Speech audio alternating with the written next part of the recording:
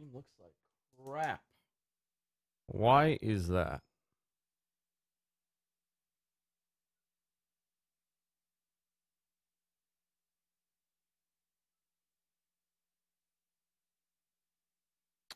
Why does the stream look like crap?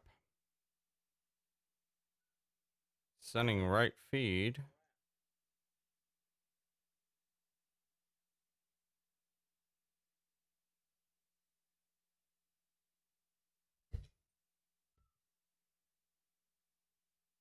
Hey. Hey, Ian.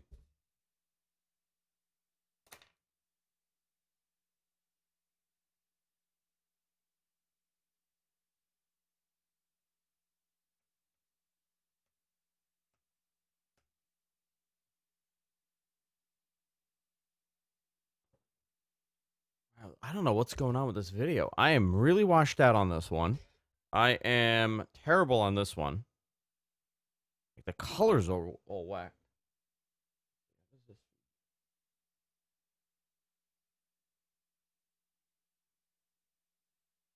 this look crappy too?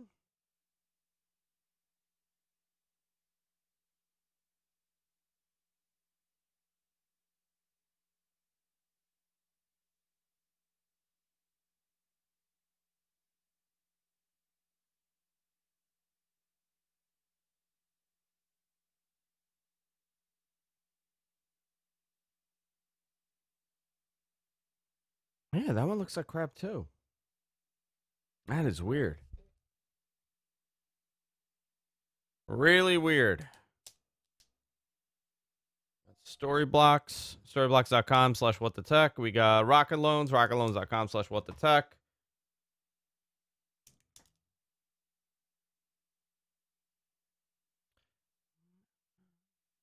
Hang on, let me see what's going on here.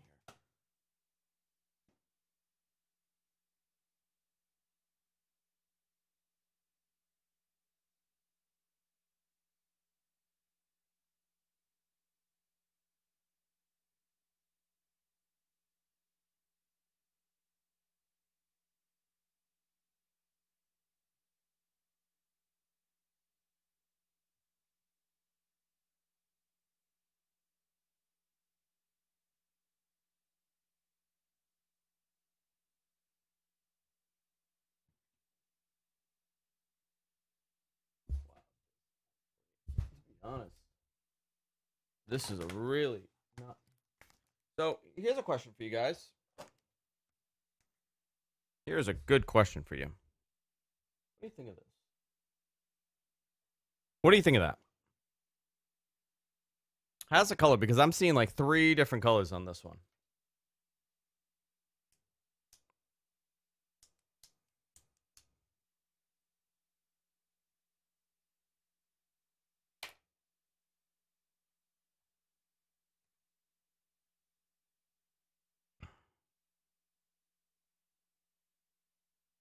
It's a little green on this one, and it's fine on this one. So I can't really tell which display to look at, which is bizarre. This one might be washing it out a little bit too much, but this one and this one are a little bit more accurate.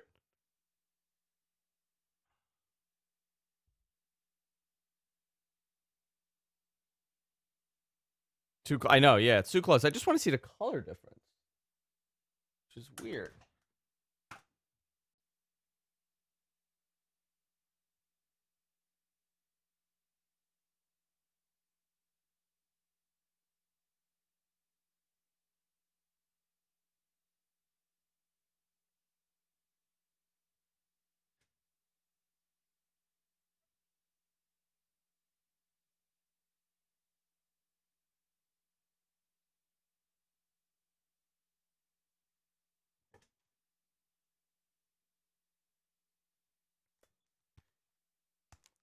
Yeah, I'm just playing around with this, but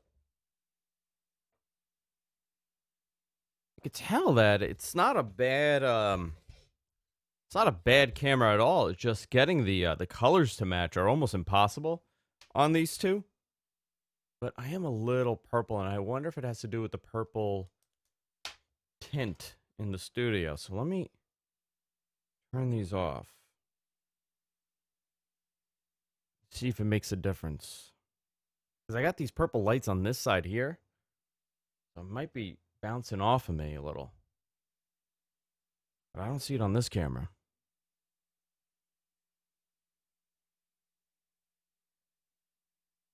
I mean, I could see some reflection, right?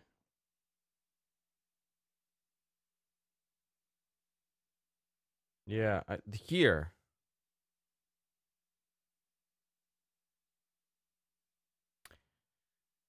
I see too many things with my eyes. I wish I didn't see. Yeah, I see the purple. I don't. You know what's funny though? I think that is a there's something going on with this lens on here because a lot of that is there even when when I don't have those lights on.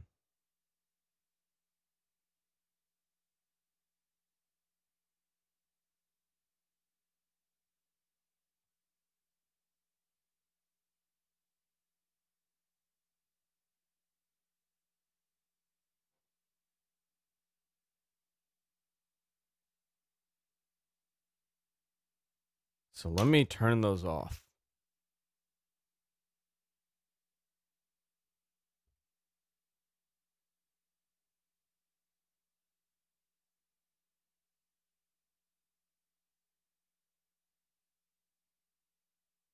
By the way, I really like these Yee lights. Nothing there.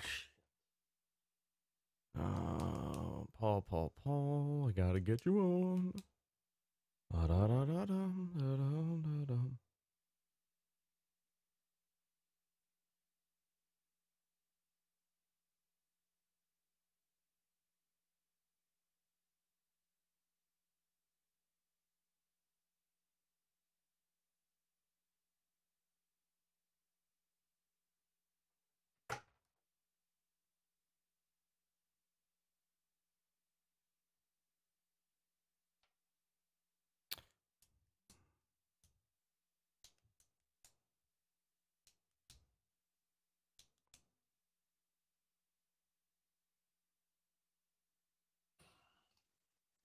Hi, Paul.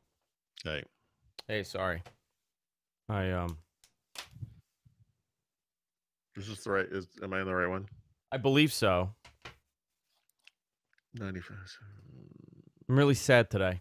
Yeah, that's a different one. Why, you're on the wrong one? Well, whatever. It's working. Well, whatever. Yeah, this is fine. This is the one that you're supposed to be on. Okay. I'm very sad today. I want to let you know we're live, and I'm letting you know. You know, last week we got to hang out today. What? Last week we were hanging out. Me and you. Yeah. We were having a date together, and today we're not doing that. So I'm a little sad. Well, Andrew, you made fun of my cocktail, so I don't know if I ever want to come to New York again. Well, I don't want to talk about the cocktails you were drinking on Saturday. I have no idea what you're talking about. Oh, okay. All right. Today's gonna be a fun show, boys and girls. Did we tweet this out, Paul? Actually, I did not. I want to. We'll do a little Q&A at the end of the shirt. By the way, this light that you're seeing here is coming from here. Look at this.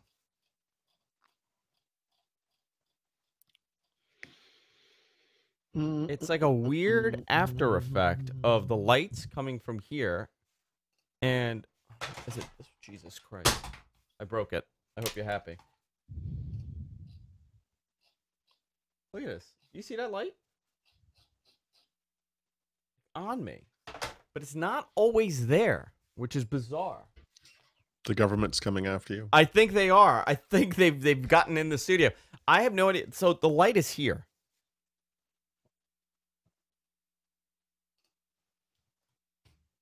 That is so bizarre. It's like reflecting off of something, and I really don't. I see purple in the shot. Well, it's not here. It's not this. All right, it's not that. And if I turn off, then it goes away sometimes. It's not always there. It's not here. It's like here.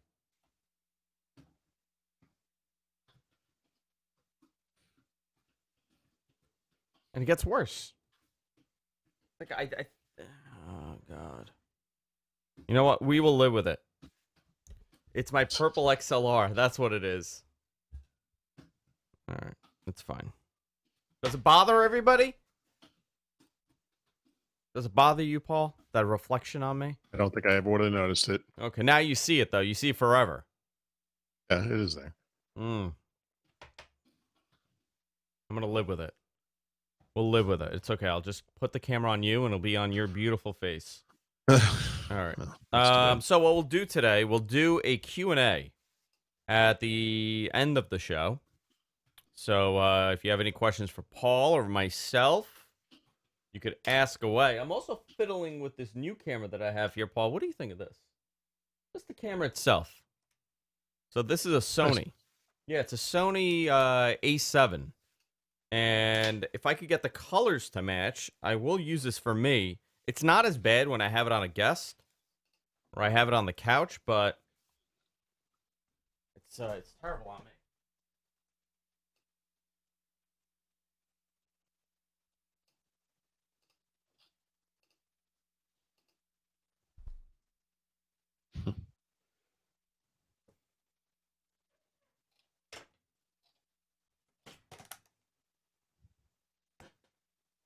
All right.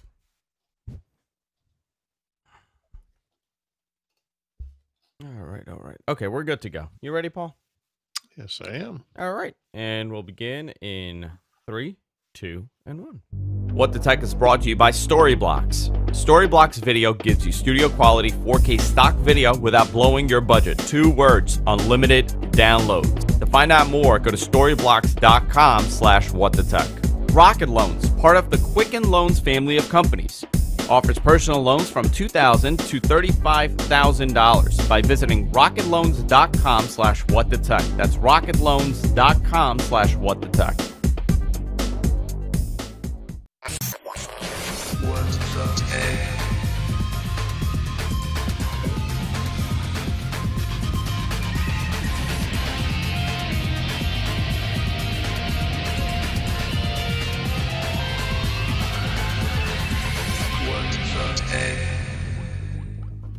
Hey everybody, welcome to What the Tech. I'm Andrew here, and of course I'm joined by my co-host Paul Thurrott. How you doing, Paul? Pretty good. Pretty good. You're not going anywhere this week, right? You're not traveling. Actually, I am traveling this week. Oh, where you going? Washington, D.C. for a meeting. I feel like you've been traveling a whole lot more recently, right? Well, this is what happens. You know, the winter's dead, usually except for CES, which we skipped this year, and then it just kind of heats up. Like I've got potential trip to China coming up, although this is moving so slowly, it's probably never going to happen. Baltimore, DC again, Miami, Seattle, and Vancouver for build. Then we're going to the Netherlands in June for a work thing. Like it's just, you know, it's just the Paul Thurrott tour. Yeah, the next couple of months are going to be tiring for sure. Listen, I think it's a great idea to do like a little tour, you know? Sure. Come and see Paul wherever you may be. Come and watch Paul sleep on a couch. I snore. Bring earplugs. Yeah. Guys, this is a fun show that we do. I love talking to Paul about technology. The last couple of weeks, the feedback has been unbelievable from you guys. You guys have really been enjoying the conversations that we've been having, and that's always great to hear. I want to remind everybody, if you enjoy the show and you enjoy us continuing to do this, you can fund us on Patreon, patreon.com/whatthetech. That's patreon.com/whatthetech. It pays the bills here. Like it pays Suncast to edit. I could, keep the lights on. And there's a lot of lights to keep on in here. So you could go to patreon.com/whatthetech and fund us there, and you get access to the bonus shows that we do right after this show. Paul, I kind of want to dive right into this. Apple... last week we were talking about the Apple announcement, obviously, with the service that they're having. And following the Apple announcement, it came out that they're not going to release their wireless charging device. And this came after delays. And now they've canceled it. So what? Yep. Why? First of all, what issues did Apple have that other companies don't? Well, so obviously there are wireless chargers. There have been for years. iFixit wrote up something that I think very correctly explains the problem, because what Apple wanted to do was create the type of wireless charger that doesn't exist. And so if you think about a wireless mat, back in the day, I don't remember the exact model, but I had various Lumia phones made by Nokia that supported wireless charging. And they put out these kind of, I don't know, the oval shaped wireless charging pads. And you put the phone on it and it charges it. But the phone had to be correctly positioned on it. There was really Yeah. a place in the middle that was perfect. In fact, I think the reason they were shaped the way they were was because it sort of looked a little bit like the phone. So obviously you wouldn't put it askew on it. You would kind of line it up with the shape of the device. And the way iFixit describes that is that there's coils in there, and they create the electromagnetic waves that cause actually heat and the charging to occur.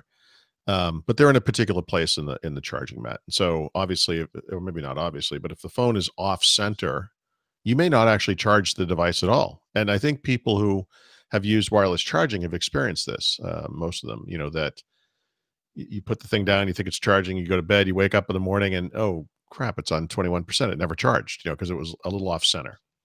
And so what Apple wanted to do was create a wireless charging mat where the entire surface was presented a way to charge. That would do a couple things. A, it would prevent that issue where you don't align it correctly on the device, but it would also support multiple devices, right? And so, in Apple's case, if you had all of the Apple wireless charging devices, an iPhone, an Apple Watch, and AirPods, you could charge all three at the same time, and it wouldn't matter where they were on the mat, right? It's a good idea. I don't remember who it was. I guess some of the Apple blogs, right when this happened, were saying, Apple ran up against the ran up against the reality of physics, and it's like, no, they didn't. Actually, Apple solved the problem. Yeah. They did create a wireless charging mat that could charge from anywhere. In fact, anyone can do it. It's kind of like anyone can make an all metal phone if they want. The problem with the phone was that if you make it all metal, the signal can't get out to the radio from the radio, and you can't make a phone call. And that's what happened to the iPhone 4. The problem with the AirPower is that to create something, a wireless charging mat that allows for this, it gives off a lot of electromagnetic interference. And that's actually a serious health issue. The one issue that iFixit raised that was very serious is pacemakers. It can actually cause a pacemaker to stop, so you could kill somebody. That's scary. Yeah, so there were regulations here in Europe and elsewhere that have to do with electromagnetic interference. It's for that and for other things that can impact hearing aids. Probably my son's cochlear implant could be disrupted by something like this. And you could cause permanent damage to people with this kind of thing. And so we have regulations, laws, basically, that control the amount of electromagnetic interference that a device can give off. And so as iFixit explained, I mean, you in the process of building a product like this, the electromagnetic interference is the thing you look at last, And so if you think about like computers of the past, you might be familiar with like video game systems from the early 1980s or computers where they actually built metal cages inside of the plastic of the device. And that was literally designed to block the electromagnetic interference coming off of all the electronics. These days, we're a little more sophisticated about building things, but it's always been the last thing you look at in the design process. And so Apple got this thing up, it was working. And the suspicion is they got to that last phase and they're like, we can't solve this problem. It also generates a ton of heat, right? And you can imagine the problems associated with heat as well. But I think the big thing was the electromagnetic interference. And so they worked on it for a long time. I think their experience with the iPhone 4, frankly, informed what they were going to do. Remember, Tim Cook is a different person from Steve Jobs. Steve Jobs was informed this all metal design is going to prevent this thing from making phone calls. And he said, I don't care, solve the problem. I love this design. And Apple's solution at that time was to make those little gaps, remember, on the outside edge of the iPhone 4. That was supposed to let the radio waves get through. But the problem was someone holding it normally would block those holes. And that's what happened. People would drop phone calls. And then he never apologized. He just, he said, all phones have this problem. That wasn't actually true. And on they went. But this time around, different guy running the show. They can't get around it this time too. Plus, there literally are regulations against this. And they couldn't fix the problem. So I think it's funny. Some people have misunderstood what happened. I had a couple of readers email me saying, "Oh, this means they're going to give up on wireless charging." And it's like, no, the iPhones still support wireless charging. You Yeah. can buy any mat you want, as long as it's Qi compatible. But you'll just be dealing with those limitations. You put the thing on the mat; it has to be in the right place. It's not a big deal, but you can kind of give. I'd give Apple some credit for wanting to elevate the state of wireless charging and do something truly unique, truly differentiated, truly better. And they just weren't able to pull it off. Well, what I'm surprised at is how how close to, I guess, release time they discovered this. I mean, obviously, this was delayed multiple times, so obviously they've been working on this. But Yeah. was there a plan B? I mean, and that was my question here. Would they have had Yeah. an option where, or maybe they did, and they said that it's not worth it for them to do it, to have a standard wireless charging device that they sell that may have two spots, for your devices, or three Yeah. points that you could charge on. Right. You could imagine a mat that had a little icon for an iPhone, a watch, and AirPods or whatever. I guess they could do that. I mean, but I think the market is already pretty well served by wireless charging pads, many of which are very inexpensive. Sometimes you go to Costco, buy a phone, they just give you one, or you get one for cheap or whatever it is. Um, Apple. I'm not. Well, I guess I'm sort of defending it. I sort of appreciate what they're trying to do here. Apple could emulate what everyone else does and just ship a pad that had two or maybe three spots on it where you could charge things.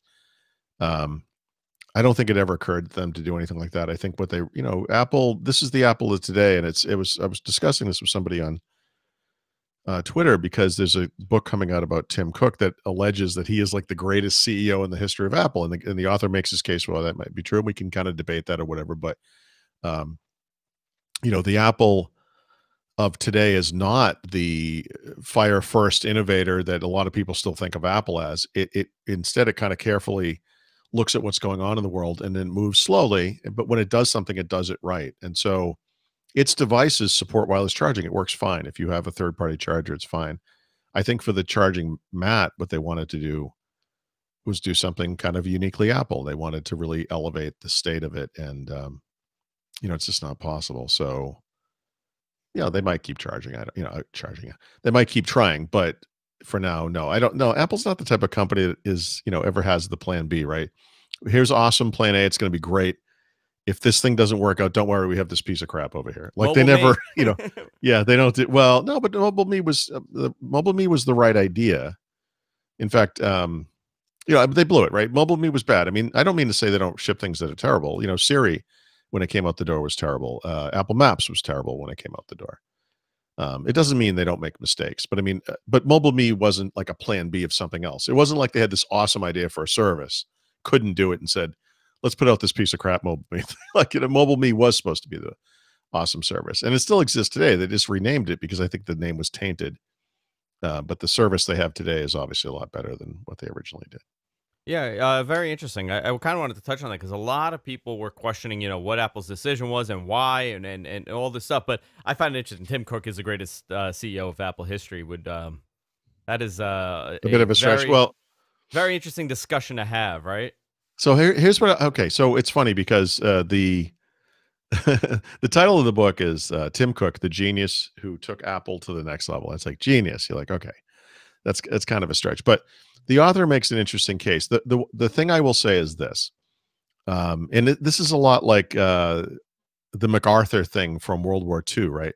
MacArthur was the right guy when you were going through all those terrible islands in the Pacific and trying to beat back the Japanese, and he was the right guy. But if he had ever become president, or if you had left him in charge of the Korean War, he would have nuked China, right? He was an insane person. So, once the story had changed, he wasn't the right guy. And I think the thing about Steve Jobs and Tim Cook that I do believe is true is that Steve Jobs was obviously perfect for Apple at that time, from the late 90s through roughly the time of his death, 2011, because he was able to preside over this crazy era of growth and shepherd these platforms in that made a big difference in the world. But once Apple became this gigantic company, he wasn't really the right person to lead that, because in an era of slow growth and no major new products, that in some ways that would have tarnished his reputation, but he was not actually a good CEO at that scale. whereas Tim Cook is. And on the flip side, Tim Cook could never have done for Apple what Steve Jobs did in the late 90s and the 2000s, right? I mean, he never could have made that happen. But Well, they're Tim the right Cook. people for the times. I think a lot of people also don't know how much in charge Tim Cook was while Steve Jobs was still at Apple. Tim Cook had a Well, tremendous amount of influence and was yeah. essentially, running everything. And Steve was the visionary type of guy, which he was great at that. It's an interesting perspective to look at it. You brought it up. Well, how would Apple have evolved in the 2010, in our Yeah. decade, this decade, if Steve Jobs, Oh, it's not like yeah, Steve Jobs, I think people look, the guy's mythologized. There's this belief that if he could have lived, there would have been another iPhone level of success story coming. It's like, guys, I'm sorry, but the reality was always going to catch up with Apple. It But was they always did, going to right? happen. But they did have a to a different level, different scale. But they did have another iPhone level of success. They had it with the iPad. They had it with the. I mean, the Well, Apple Watch is the well, number one smartwatch to that level. They've had success.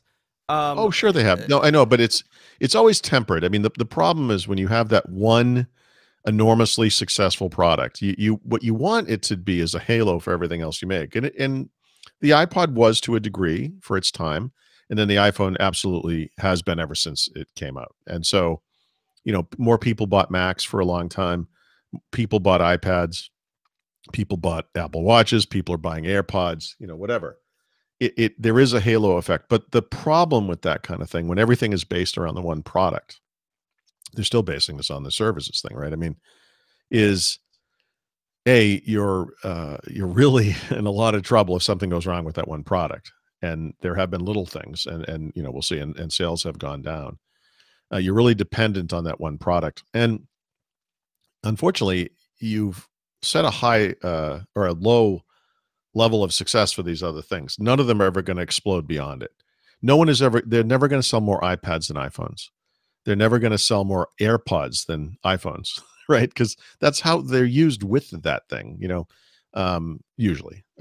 And it's just, it's these businesses are never going to be that big. But the thing people need to remember is that, for like enthusiasts, it's like, yeah, like it was Apple was so much cooler under Steve Jobs. Like I completely agree with that. But Apple today is also 3 times bigger than it ever was under Steve Jobs, like 3 times bigger. It's one of the biggest companies in the world, if not the biggest, depending on it's how like you a want to small measure it. country. They have enough. They have more Yeah, money Steve than. Jobs, the I'm a dickhead and I'm going to park in the handicap parking spot. And I don't care what anyone thinks, and I'm never going to apologize and all that stuff. That was cute, when you're a scrappy up and coming, company or whatever. But that would never fly in a company like Apple of Yeah. today, and he would have been detrimental to Apple today. And it's hard for people to wrap their heads around that. But I think it goes with the mythology of Steve Jobs. You know what is amazing though, and this says a lot. We spent about 10 minutes on Steve Jobs as a what if. mhm. You don't really hear that on the Microsoft side, right? You never hear what if Bill Gates was still running the show, or what if Oh Ballmer was well, still CEO. You yeah. don't really see that. So it's funny you mention that because Brad and I were just talking today with regards to the Surface book that he had put out, and one of the things that I feel really strongly about is that Steve Ballmer was hired to continue the Bill Gates legacy and to continue Microsoft as a business the way that Bill Gates had been doing things. But the thing he doesn't get the credit for is realizing over time that that wasn't working anymore.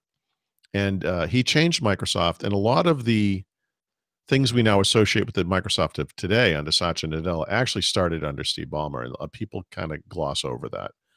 You got to understand that this guy so thoroughly understood how Microsoft had to change that he offered to and then did step down because he understood that no one was ever going to believe this company was different if one of the old guard was still running it. And that there were all these factions inside of Microsoft. It was what I think of as old Microsoft doing things the old way. And they were never going to turn things around. They really needed new blood for that to happen and for it to be clear to the world, both inside of Microsoft and outside, that things were different. So the changes that have occurred since Satya Nadella came into power at Microsoft, yes, I mean many of them, did originate with him. Many of them did not, but I believe that they're partially have succeeded because of the change in leadership. That if Steve Ballmer had stayed and tried to do the same thing, it wouldn't have been successful in turning the ship around. Yeah, it's a very interesting conversation to have. I want to continue this, but before we continue, I want to thank our sponsor, and that's Rocket Loans, guys. We've been talking about this for a while. If you are looking for either a small loan or something up to $35,000, anywhere from $2,000 to $35,000, you can do so at Rocket Loans, and they make it very simple for you. Go to rocketloans.com/whatthetech. It's simple and secure online process. You pre-approved offers within seconds, no prepayment or penalties, pay off anytime. Personal loans are made simple. Now, I know the holidays passed, but a lot of people are still shopping, still spending money. And if you're looking to consolidate and bring everything together, why not do so with a very easy loan to do? This is great for debt consolidation, home improvements, and large purchases. And this is part of Quicken Loan family companies. Just go to rocketloans.com/whatthetech. That's rocketloans.com/whatthetech. And you could get started there today. I want to thank Rocket Loans for supporting the show. To kind of go back to this, which is interesting. What other companies have that mythology? Does that exist anywhere outside of the ecosystem, the Apple Yeah, but ecosystem, and the Apple yeah, phone? yeah, not in. Well, yes. I mean, so Well, Lee if you go, Iacocca, that's one. well, well, actually, that's not one because Well, we found out later Lee on, Iacocca. but No, but he came to Chrysler later in life. He was a Ford executive, right? I yeah, mean, he's not like in our industry, I would say, Hewlett Packard, those two guys had that back in the day. We forget this now because HP is two different companies and it's completely different. But they were like that. I mean, Hewlett Packard, in many ways, set the stage for later Silicon Valley companies with their own mythologies. The Apple co-founders had that, Steve Wozniak and Steve Jobs, and the other guy, because there was a third guy. I mean, I forget his name now. Not Mike Markula, but there's a third Apple co-founder, if I'm not mistaken. Anyway, it doesn't matter. Gates and Ballmer, yeah. Gates and Allen had that for sure for Microsoft. Ronald Wayne. Ronald Wayne, I think that's correct. Yeah, there was a third guy that kind of bowed out early. Gary Kildall at DR Digital Research was kind of like that, but in the modern era, I think, there's a mythology around Mark Zuckerberg and Facebook, isn't there? I mean, they made a movie about the guy. And very early on, they made a movie about him, right? And that's fascinating. Yeah. Oh, yeah. I mean, people forget this. Bill Gates and Microsoft were so powerful in the industry, and maybe you can help me remember the name of it because I can't think of it off the top of my head, but there was actually a movie made, and I think it was Tim Robbins played the bad guy, who was the Bill Gates character. And it was about a software company. It was going to release a new platform of their, new version of their platform. It was going to take over the world. And there was a young guy who, it was either Hayden Christensen or Ryan, somebody was like the young hacker guy who got in and who was so excited to work for this company. And then he realized they were evil and they were going to take over the world. And he kind of, not Pirates of Silicon Valley. No, this is like a fictional thing. I think it's Tim Robbins. Is that the right name? Tim. Oh boy, it's a fictional take on Microsoft, and it's oh, wait a minute, Antitrust with Ryan Felipe. I went to see this movie. I actually saw this movie in the theaters. Oh, I probably did too. Yeah. I mean, so Bill Gates, and Microsoft was so central to our understanding of personal technology in the 1990s. They were so everything that there was like a movie about like Bill Gates as, the emperor from Star Wars, essentially taking over the world. No, I mean, it's crazy. I mean, you look at him now and he's like this elderly philanthropist who's doing all the right things for the world. It's giving to the world. Yeah. Yeah. He's completely turned it around, but yeah, that was put into people's heads that he was this maniacal, No, Bill Gates was the Antichrist. He was really clear about that. Okay. Yeah, he was a terrible person. But he really did turn it around. I mean, Bill Gates and Microsoft are terrible. There's no doubt about it. We talk a lot about the influence that tech companies have today over our lives, and they really do. They're the one thing that we can say today, at least, is that no one company is ever going to dominate the industry like Microsoft did.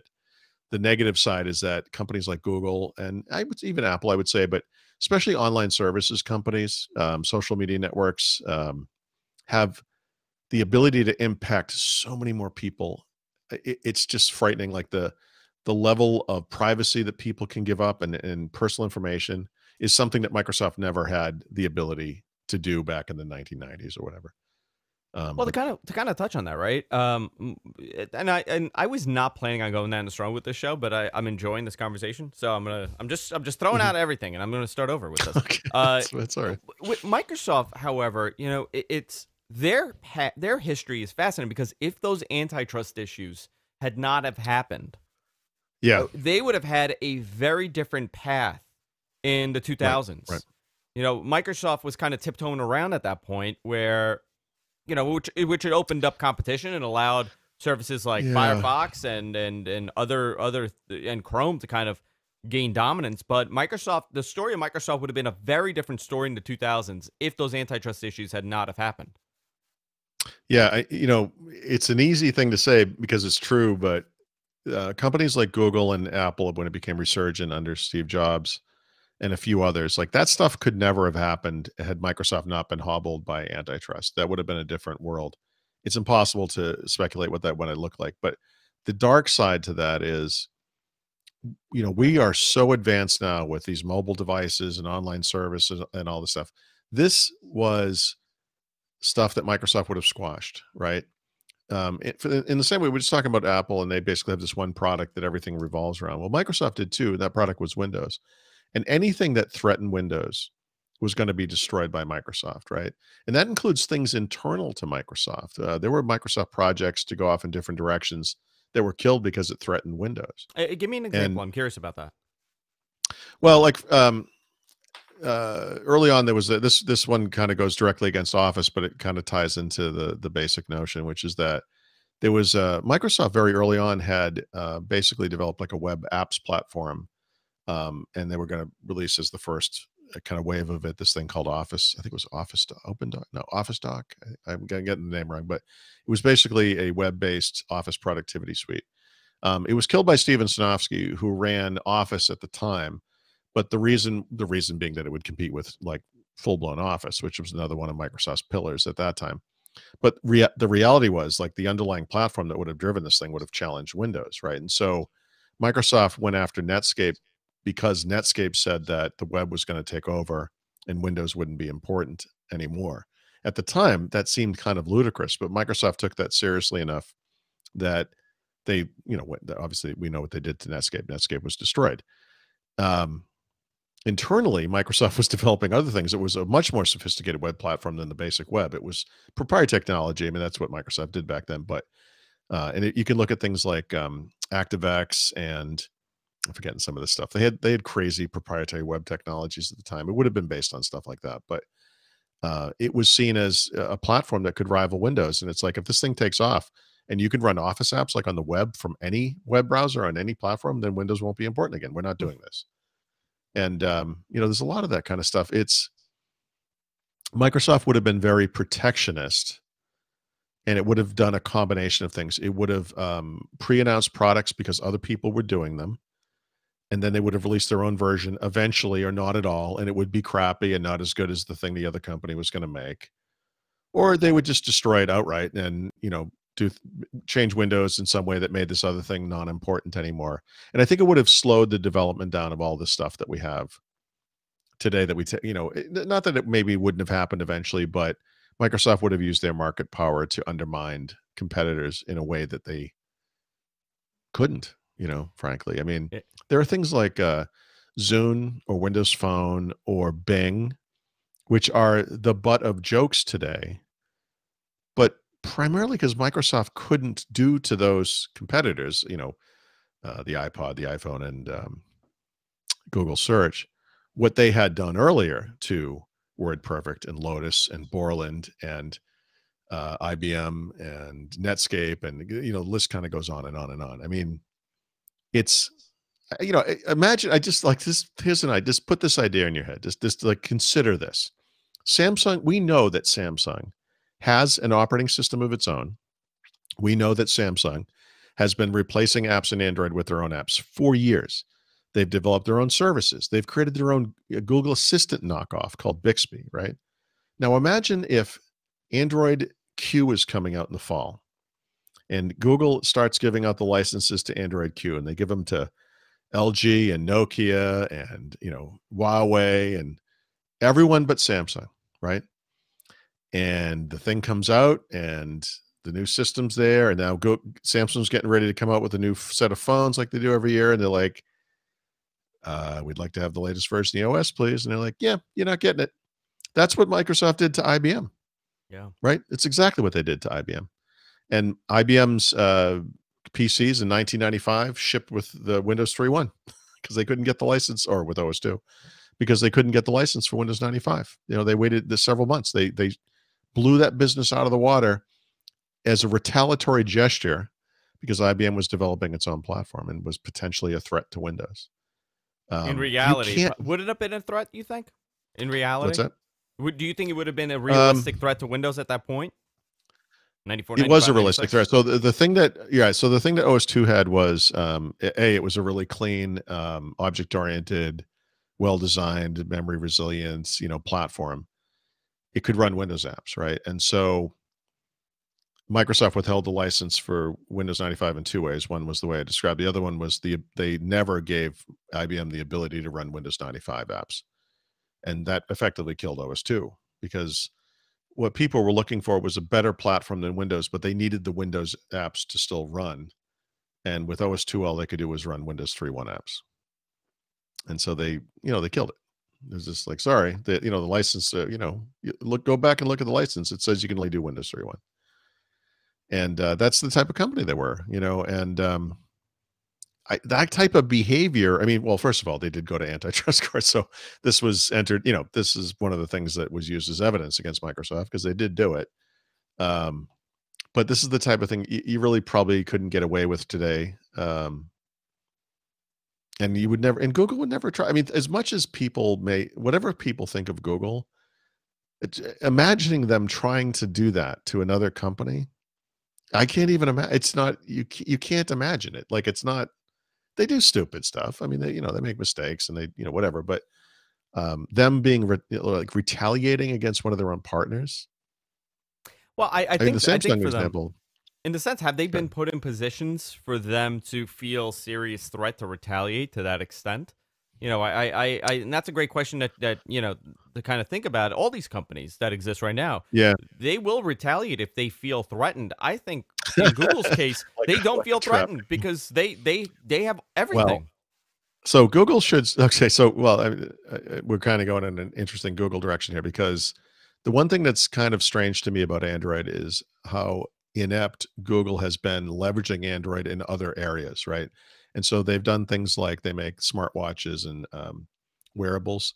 They make, well, actually, they killed it, but they had an IoT platform that was based on Android. Their Android-based things have never seemed to take off, whereas Apple's have. Apple's seen great success working off of the iPhone. So, you know, Google's platform is kind of singular. Like it hasn't had a lot of external success. Like the Google Assistant, Google Home stuff is maybe one example that contradicts what I just said. That's actually done pretty well. But if you could if you like, we'll say Samsung, could take Tizen and run Android apps on this thing, and you don't need Android anymore, and they don't need Android anymore. They don't have to ship all the built-in Google apps anymore. They can start shipping just their apps. Well, that thing is a threat because Android is this thing that runs on whatever the number is, 4 or 5 billion different devices worldwide. I mean, Samsung is still the number one maker of phones. They think about this all the time. They're working toward this. I mean, at some point, they might be able to walk away from Google. They want to. And, so could Google retaliate against that company? I don't, I just don't see them doing it. But I mean, maybe they would have to. I don't know. Maybe, but I guess we, I but don't if you know. think about it, Google's top revenue source still 20 something percent of their revenue, or I believe it's around 15, 16 billion, probably more now, is Yeah. at Google Ads. It's AdSense. Yeah. Um, And right. But that's the reason Android's free, right? yeah, that's the reason why Because Android's free. you're going Yeah. to be running Google apps and services on top of that, and this thing's going to feed the ad engine. So I can assure you that this Tizen thing I'm imagining, I'm just making this up. I have no idea if they're ever going to do this, but I mean, if they could figure out a way to run Android apps on that, well, they've just cut off Google's source of revenue. Now they are threatening Google. By the way, it's 52 billion. I apologize. I was off by a couple billion here on Google's source. Their adverts served by Google on other pages. It's 15 billion. It's 52 billion adverts on Google websites and 67 billion dollars. You know, that's the thing. If this starts dipping, right? If they start Oh, it losing, has. it has. No, it has, but not to. I mean, but where has it gone? I think people have kind of it's dipped because of the nature of the internet and how information is provided. If this starts dipping heavily to a competitor, and I don't see that. To be honest, that hasn't I find happened. that, and I don't see that happening. No, and right now, but Google knows that it is. Like, you know, we just talked about Windows for Microsoft. We talked about iPhone for Apple. Ads for Google is the same thing. I don't know where they're at exactly, but ads used to be 95+% of Google's revenues. Today, it's probably closer to 70. Maybe someone could look this up and find out what the exact number is. But ads are still the #1 source of revenue at Google by far. In fact, when you look at all of Alphabet, the percentage actually gets higher because the rest of Alphabet is losing money. You know, and the Google stuff kind of props it up even further. But they are wise, just like Apple is, to seek revenues from other sources, because anything that attacks that one major source of income could have huge ramifications for the company in a negative sense. And, you know, we know what Google or Apple's approach is. We're going after services primarily. Google's approach is, so far, it's been some combination of enterprise services, by which I mean like G Suite and associated services, and then cloud computing, which they've not been super successful at, meaning things that compete with Azure and Amazon AWS. And that seems to be Microsoft's focus now, right? That they really, if you really look at it, Microsoft is getting into heavy competition with Amazon when you really look but at you know, services. Right. But they're not doing it with one product, right? I mean, people, a lot of times they think of like Azure and they're like, Azure, it's this one thing. You know, Azure is, I'm just making this a number up, but it's like 11,000 services. And Azure is not all of the cloud services that Microsoft has. They have all kinds of other cloud services that are not included in the Azure bubble. So the Microsoft of today is a much more diverse business. If some part of the Azure business failed for some reason, you know, some set of services didn't do well, depending on what it was, honestly, a lot of people wouldn't even notice because they have so many products and services now.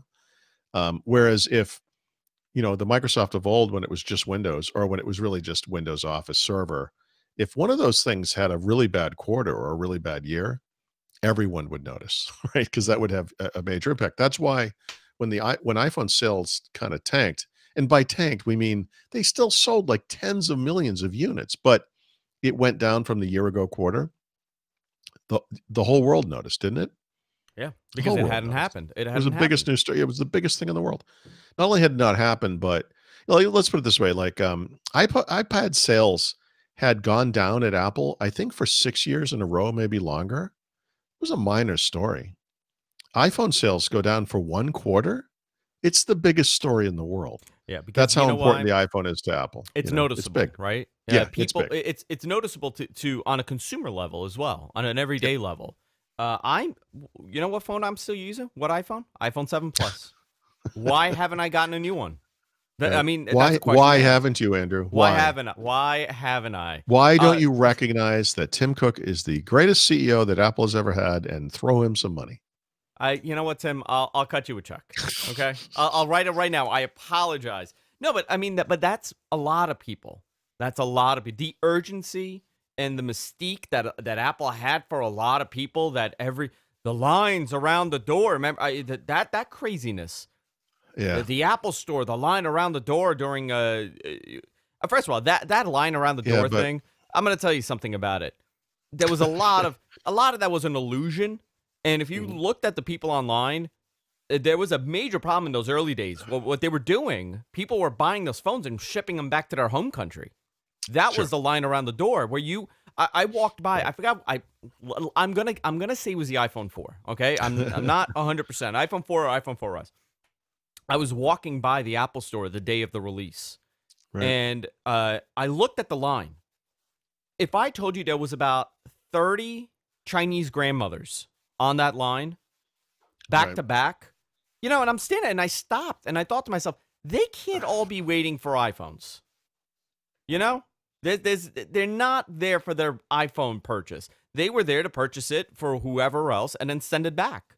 And that was part of that mystique, part of that look at the lines around the door. Nobody really looked in until later on and they realized, oh, there's a problem here. And they stopped that with the cash purchases. Right? Was that So around the time they stopped those cash purchases? I'm trying to I remember don't which remember. iPhone it You know, was. the so I what I do I don't remember the exact details of this, but I know that Apple wanted to stop the store thing, the store line, right? That at some point it kind of realized this is a problem, right? And you have to kind of wonder because people today are like, literally, on Twitter were saying, "Remember when Apple used to have lines around the door? You never see that anymore." No, that's true, but if you look at the sales like over an opening weekend for an iPhone today compared to back when you did see those lines, they're probably 10 times higher. And they're just doing it a lot more efficiently, and they're doing it online, and they have this incredible system where everyone's done this or bought an iPhone. You buy an iPhone, you get the email, "Hey, good news, your product shipped," and it's in Shenzhen or somewhere, and it goes to Alaska, and then it goes to Seattle, and then it goes to wherever you live. Um, they have an incredible process for shipping the stuff to you directly from China, very efficiently, very quickly. Um, I'm sure there are security and safety issues associated with people standing in line and whatever, Oh, but sure. and maybe part of it too is just they kind of understood that at some point this is going to slow down, and what they didn't want to see was stories about, hey, remember there used to be lines at the Apple Store? Well, now there aren't because nobody wants these stupid phones anymore. I mean, the story really turned into Apple's tired of having these lines. We're gonna not do this anymore. And they kind of manage that one. I mean, I'm look, anyone can look at a business like that and say, hey, it's going to slow down someday, you know, Hmm. and you got all this great press for it when it was happening. You're going to get really bad press for it when it stops happening. And so maybe that was part of it. They just wanted to get ahead of that story. I don't know, but It is look, Apple interesting, yeah. releases are still humongous. I don't think anyone could claim that the iPhone, 10s, 10s Max, 10R launch as, I guess, were not humongous for this company. It's literally tens of millions of units, right? Within days. I think the big story's in that 10R. I think there's something to be talked about, which I want to kind of talk about that because I know many people that have bought that. I want to thank a new sponsor to the show, and this is great for content creators. I know a lot of you guys create your own content. You make your own videos. You make YouTube videos. You do podcasts. A tremendous amount of our audience are they're content creators. And we want to welcome Storyblocks to the show. Storyblocks.com/whatthetech. You can learn more about Storyblocks video. You could purchase how this works, which is great. You get unlimited downloads with Storyblocks. So you go to storyblocks.com, you could get studio quality 4K stock videos without blowing the budget. I know how expensive this gets. We're going to redo our intro, and we find stuff all the time, and sometimes it's the wrong resolution, sometimes it's not what we exactly want, and you can't really return something like this, right? When you purchase a video package that maybe doesn't work, you can't return it. This is the great thing about it. You get unlimited downloads. Anything in the video member library is yours to download as much as you want, including HD and 4K footage, After Effects templates, which is actually great, motion background, and more when you sign up for an unlimited video plan. Download anything from your audio, from their audio platform to image library, and of course the video and the sound effects and all that stuff. It's phenomenal. I have an account for them, and that's how I kind of discovered this because we were looking for a new intro, and this was one of the most affordable ones I have seen out there. Also, another thing, if you're a YouTube content creator, you could use the content anywhere, including YouTube. All the content is royalty free for commercial and personal use, so there's no catch with that. I know that some of these other platforms don't allow commercial use, which you can with Storyblocks. New clips are added all the time, so there's always something fresh to use and spark your creativity. I absolutely love these guys, and I encourage you to check them out at storyblocks.com/whatthetech. That's storyblocks.com/whatthetech. They have all these amazing things like You get an aerial drone shot of the Statue of Liberty that you couldn't find someplace else or it was too expensive. They have all these awesome stuff, and the After Effects templates are tremendous. Storyblocks.com/what the tech. Yeah, I think we dived into a very different conversation here, but when you talk about perception with purchases and stuff, I think the unspoken discussion is the success of the iPhone XR. Yeah, I mean, It's not a it's cheap iPhone, when you think about it. no, but it's cheap compared to the flagships, and it is a new phone. It does have the same internals as the other phones, which I think is part of what adds up to it being such kind of a sweet spot for the lineup. The problem for the iPhone XR, unfortunately, is that it's been kind of lost in this bad news around declining iPhone sales. But you're right. I mean, it's the best-selling iPhone model, new iPhone model, maybe the best, I guess, best-selling overall. It's goofy to me, by the way, that Apple does not make cases for this thing. They have one case. It's clear. It's terrible. It's really hard to put on and take off. The iPhone XS and XS Max have dozens of leather and what's that other material they use? The kind of rubbery, whatever it is, other type of case, plasticky case. And the iPhone XR has nothing. I don't know why. It's their best-selling phone. Why wouldn't they have cases for it? It's too Yeah. bad. Well, they don't want you to buy it. That's what it is. Yeah, it's a great phone. It's a Yeah. really nice iPhone. I said we'll do a little Q&A at the end. Are you up to do Mhm. that? So, Sure. somebody asked me, what do you think of Toshiba's name change? Do you think it'll help business in North America? I have I haven't even, what are you talking about? Toshiba What have changed they? their name. I didn't hear this. When was this? Yeah. I'll tell you right now. Let me pull this up. He sent me a link. If I can That is pull it up, it'll amazing. be great. I did not even know about that. Yeah, Toshiba is changing their business name for their laptop. I think it's called Dynabook. Oh, okay. Yes. Okay. I'm sorry. The commercial. Okay. The commercial PC business Yeah, is becoming Dynabook Americas. Dynabook. Oh, jeez. Which I find that fascinating because Yeah. either that Okay. means that the Toshiba brand wasn't hmm selling or their branding was extremely tainted in North America. Yeah, I think it's both. Toshiba has a rich history in the PC business. Let me think about this. The first PC laptop that I ever actually purchased was a used Toshiba Satellite Pro that a guy I worked with owned, and he had bought the new one. And back then, I mean, these things were rock solid. They were beautiful machines.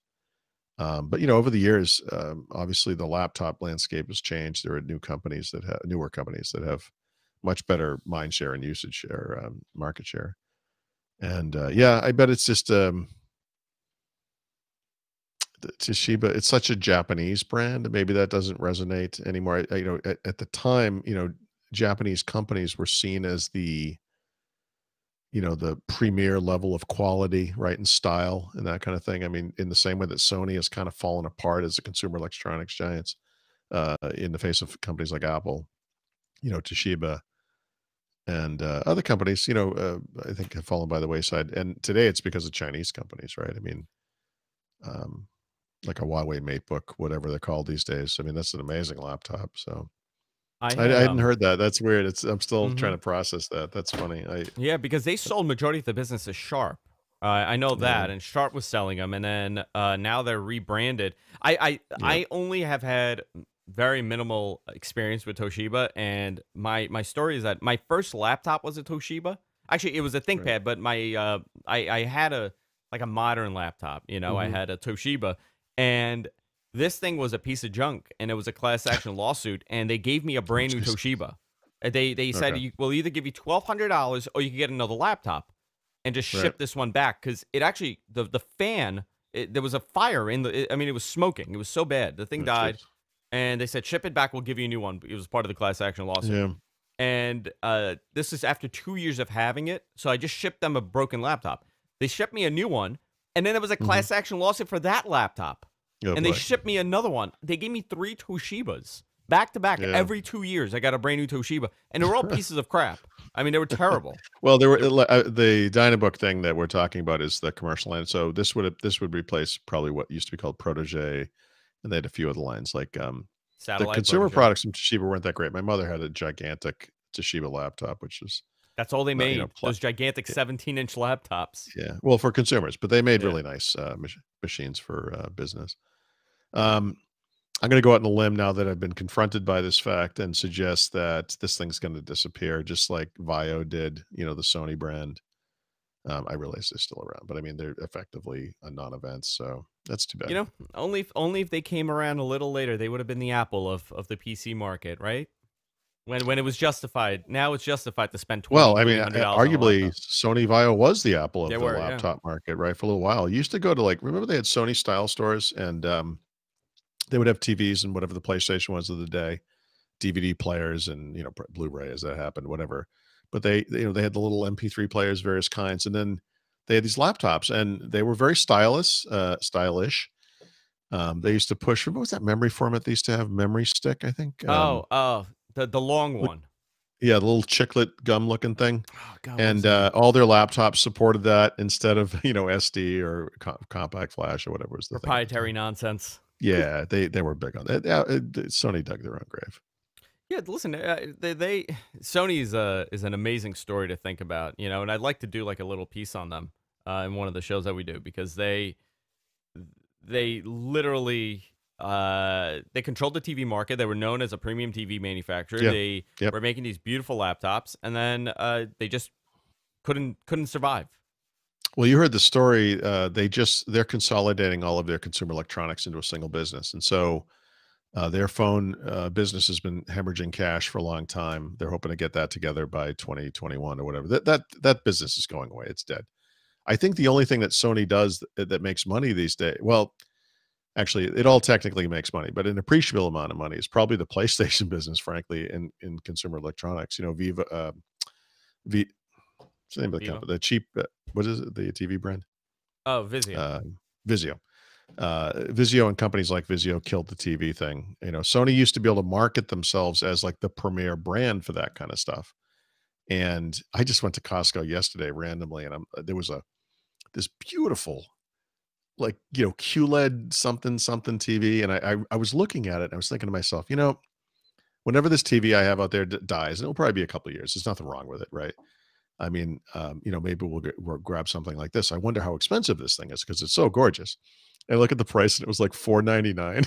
I I was like, know. are Wild. you kidding me? Wild. Like I paid more than double that for the TV I have, and this thing is like, Well, the way TV, nicer looking. before you bought a TV to sit there for a decade, Yeah, even when I had I yeah, had a plasma, I had a Hitachi plasma that I kept for many, many years until I replaced it with a Toshiba. But now the yeah. technology is shifting so quickly with televisions, I can't justify I spending $1,500 yeah. on a TV. I used to always buy Sony equipment. Back when you would have um, a stereo receiver that you would connect to speakers and to like a double cassette thing, and then a CD player at first, and then it was like what do you call it, like a 5 disc tray. It was always Sony equipment. All of it was Sony. I love Sony. I used to love going to the Sony store, that Sony store that I was describing earlier. Seriously, it was the original Apple store. We had one in the at the Prudential, near the Prudential Mall in Boston. There was a big one out in San Francisco. I'm sure they were all over, but this is just like it's just it's like a Blockbuster Video. You don't see these things anymore. They're just gone. It's like one left in Anchorage. Yeah, yeah, That's exactly. really I'm what's sure there's a happening. Sony style store somewhere. It's probably in Japan. It has to be the most. I'll give you a great Sony story. I worked for a Japanese company. I did IT for them. They made staplers. It's called Okay. Max. They made staplers and rebarring equipment. They had an office here in the States. And the CEO at the time, his brother was a VP at Sony. Mhm. And we were having a conversation, and he was saying how uh, it's a bad sign for Sony when he gave his son a Sony MP3 player, Yeah, and the son said, "I don't want this. I want an iPhone." right. Exactly. And he knew it's not good when the CEO's son is kind of turning his nose up at I a MP3 player from Sony. Yeah, I'm not gonna get the dates or the names right, but there was a time when Sony I've talked about this a few times, I think, on the show, that Sony one year launched an MP3 player that looked like a pen, and then there was a more normal looking MP3 player that was you could choose between them. They supported their own proprietary music format, right? So if you wanted to get music on this thing, well, you could do MP3 files, but their service was proprietary. It was their own. It was goofy. It was whatever. And a friend of mine was so anti-Apple, he just couldn't deal with iPod. So yeah, we actually went to the store the day these things first became available, and in New York City, and he purchased one of these things, and he returned it like the next morning. It was just so terrible. They just shot themselves in the foot. I got It's a just terrible. I got a funny question here. Paul, what do you think of the passing of Google Inbox? This is the worst thing that's said. Well, okay, actually, I will say there's a silver lining. So, look, huge Google Inbox fan and user. Used it on the desktop, meaning on the web and on mobile. Million times better than any other email client. But I'm not giving Google credit here. It was not their intent. But because they killed it, it forced me to look at other things. And in the course of doing that, I discovered that the way I was aggregating email was causing me to lose emails. Oh, So interesting. yeah, it's one of those things like this is the type of thing I do this a lot. And I think maybe this is a very human thing. I don't know, but you kind of figure something out, or you do something a certain way and it works. And then you stop thinking about it. And I just, I had looked at this years ago. I'm going to push everything through a central Google account. I'm going to use the Google Inbox interface to it. It's essentially a Gmail account, but Google Inbox. And I'm going to forward my email from my other accounts to that account. I'm going to configure that account to be able to write and respond to emails as if from that account. Everything goes through one place. It seems like a great system, but what I discovered when I chopped it all up, because again, I was looking at alternatives, and I didn't want everything to go through one thing if it wasn't going to work right. So I separated my email accounts back out and started pulling them separately. All of a sudden, I started getting these emails I had stopped getting years ago. And I realized, oh my God, this thing, some combination of these services, somehow, I don't know why. I don't know if it's multiple spam filters, whatever. I was losing emails. So the truth is today, I'm using Windows Mail in Windows 10, which I hate. It's a terrible product. It's awful. I'm using Outlook Mobile on phone, which is fine. That's a Hey, good can I one. can I ask you a question? Yeah. Why do you use Windows Mail and not Outlook? Considering Oh, I how hate much Outlook. email you do. Outlook is the worst. Outlook is a battleship when what I need is a little rowboat. The things that I valued about Inbox were its simplicity, its minimalist user interface, and it didn't overwhelm me with options. When an email comes in, I want to read it, I want to deal with it, and I want to be done with it. And it really excelled at that kind of thing. If I didn't want to, if there was nothing to be done with it and I was done, I could archive it or delete it. I would typically archive it. It doesn't matter. Reply, archive, that kind of thing. It was just so simple. And there's all this crap around email, especially, Gmail and Outlook, the two big pig programs. Um, I just loved what they did. Inbox was so smart. And I sort of hoped when they got rid of Inbox, they would make an inbox mode for Gmail. So yeah, I go to Gmail URL, but I'd still, they don't do that. They just pile on um, more and more features. It's like Outlook is the same way. So Outlook is a program that it dates back to a program called Schedule Plus. Schedule Plus was really a kind of calendar. I'll call it calendar. It was for meetings essentially, and so they tacked an email thing onto it. Contacts management. In the beginning, it was proprietary Microsoft email only, MAPI. Eventually, they added support for internet email. Even today, like if you use a Google account, like a Gmail or a G Suite account, you cannot use Microsoft Outlook. Mm-mm. It is the worst. Yeah. And what I sort of liken it to is it's like an archaeological dig when you go down into the ground and you can see all the strata, and like here's where the dinosaurs were wiped out, here's where the little mammals came, and you know it's all this crap just piled on top of each other and is plopped out in front of Can you. we It's just I hate it. can we take a moment and discuss the PTSD that I have from having to split PST files? I was I was hoping when you said PTSD you were going to lead to PST. Of course I'm The lead. I have yeah, I have yeah, I yeah. have PST syndrome.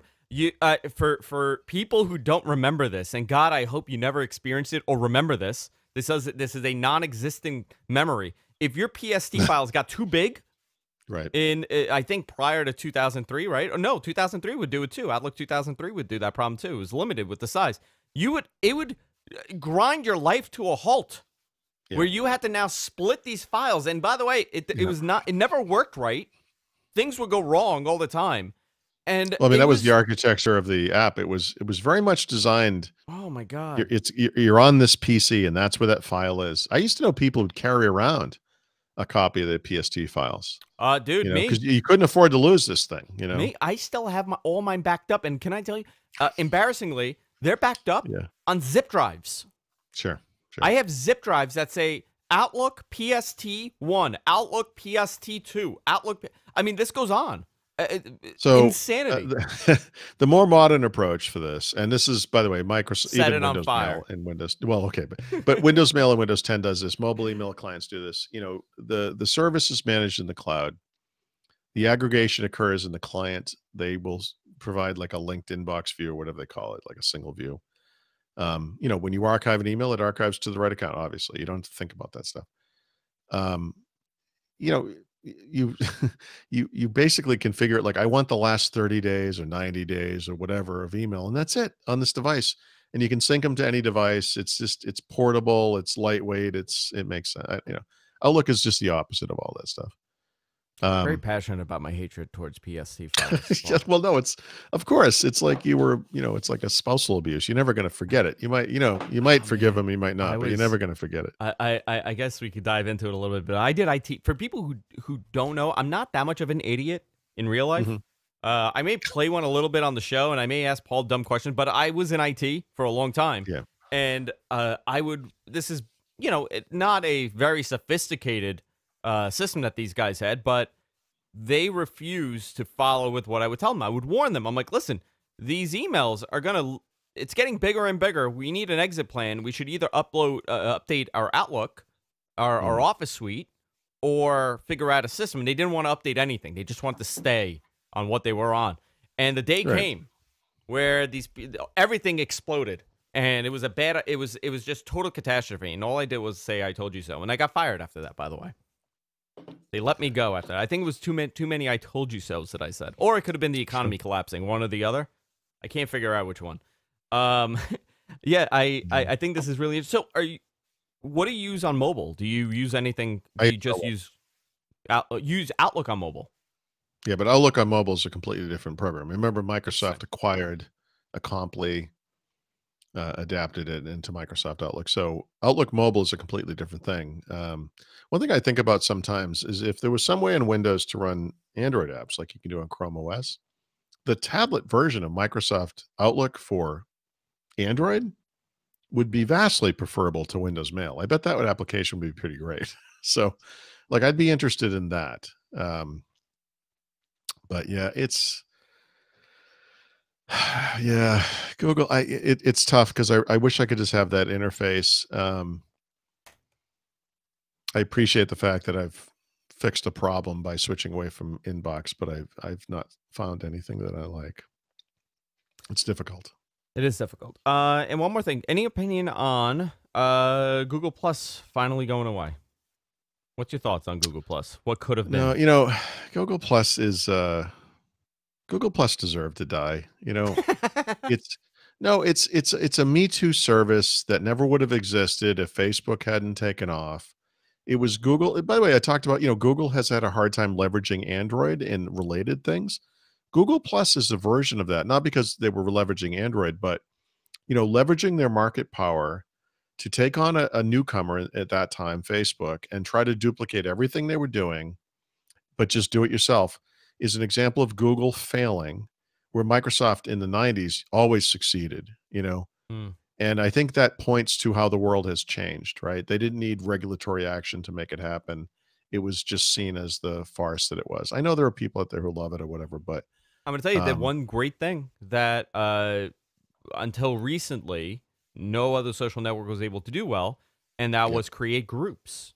They did very well with those with communities and groups, and Facebook kind of realized that they had a tremendous user base that were using it for groups. When we had the IIB and it was a thing, we were very prominent in those groups, and it was great traffic for us. I mean, we were getting thousands of people coming over from there.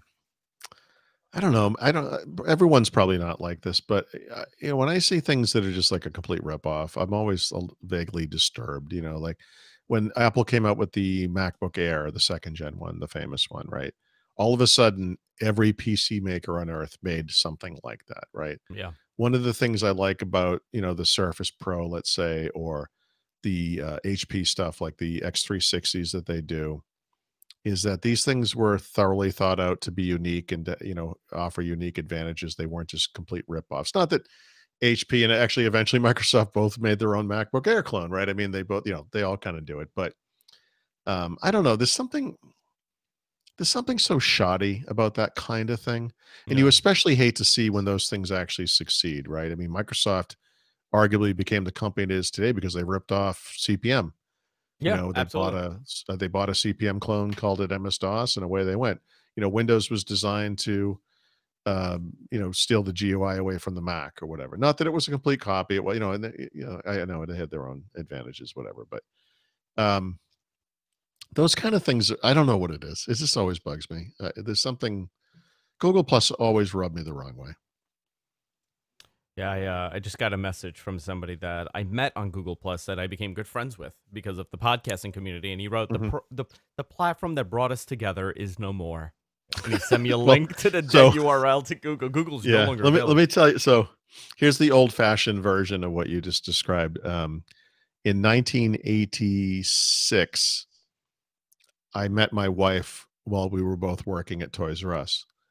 And there was a moment in time, and this was in Dedham, Massachusetts. And so the Toys R Us in Dedham closed, 5, 7 years ago. I don't remember anymore. And I remember we actually went over there one last time to look at the sad shell of this store before they closed it and became like an Ocean State job lot or some terrible thing like that.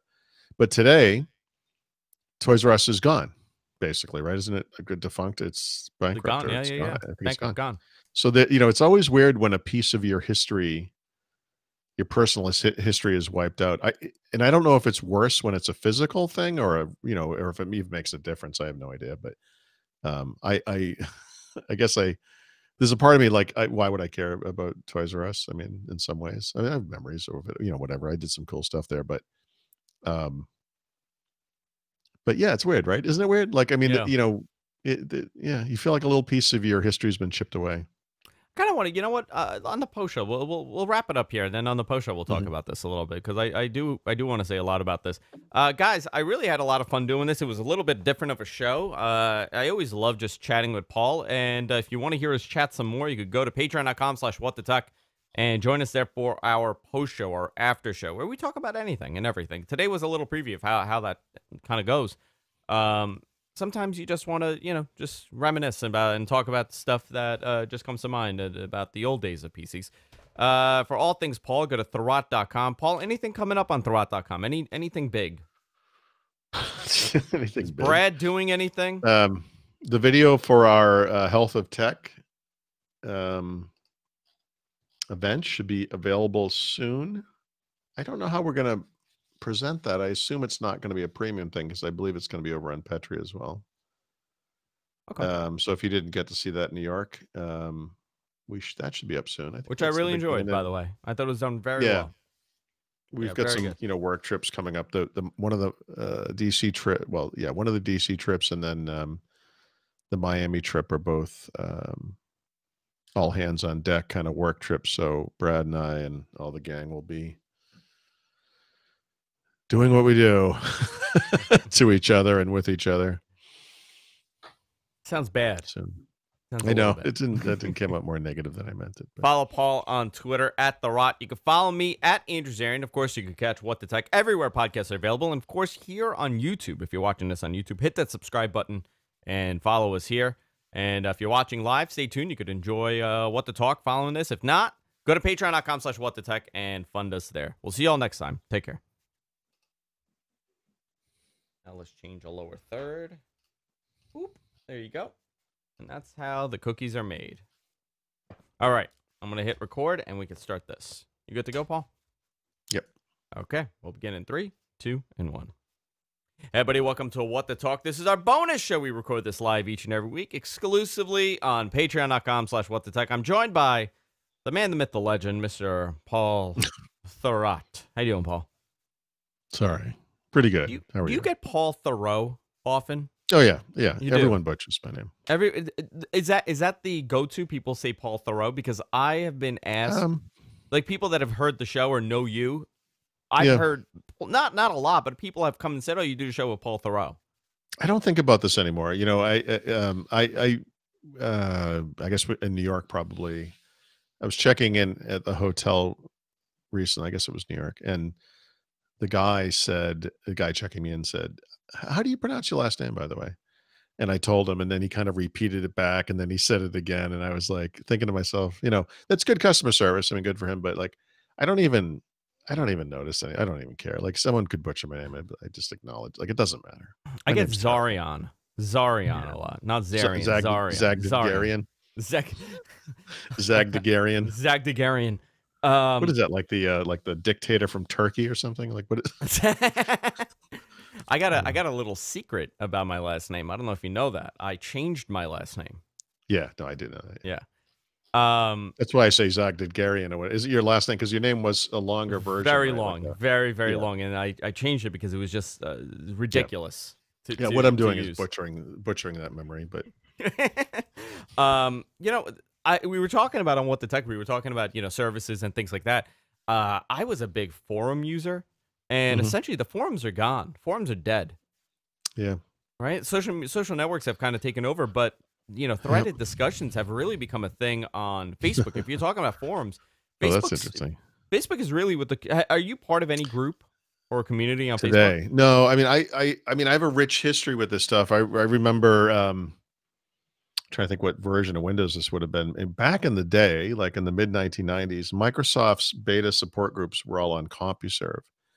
And the interesting side effect of that was you had to pay to be on CompuServe. You paid by the minute. So all this nonsense, all these people on Twitter are attacking me today because I don't like emojis, and this is like the central, thing that is going to drive their day for some reason. Do you not Would use never. any emojis?